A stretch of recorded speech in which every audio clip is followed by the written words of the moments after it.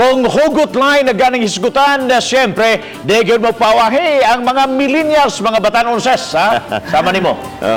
Apan gawa sa hugot lines, may uso pa yun ay karon nga mga termino ang mga millennials o ang mga ana sa Generation Z.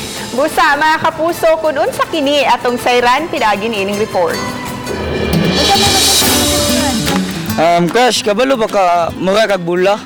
Nga di ko musugot, mailog ka sa lain. In love ba ka, mga kapuso? O baka ha, broken-hearted?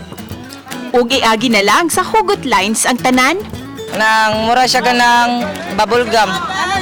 Pilit siya nako niya, pilit mo siya sa lain. Ug kung hugot na gani, mag-unagayod ni ini ang mga millennials. Sama na lang ni ining mga batanon nga daw gipaasa sa ilang mga hinigugma. Unta makuha siya bisag mura na kog buang diri na sige gukon niya murag iro. Apan, gawas di ay sa mga hugot lines, miuso na usab karon ang gitawag nga millennial dating terms. Among gipangutana kining pipila ka mga batanon kung unsa ang mga termino nga ilang nahibaw-an. Sama na lang sa gitawag nga ghosting. Explain ghosting.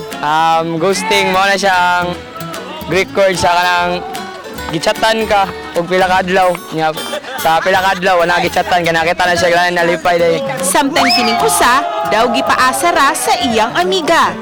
Naman na sa social media na oh kanang simple na kay crush nya imong reply imong chatan imong crush unya isin na kaniya tawagan na sin zone. Samtang sa Facebook page wagas, nag-viral pa ang maong mga dating terms.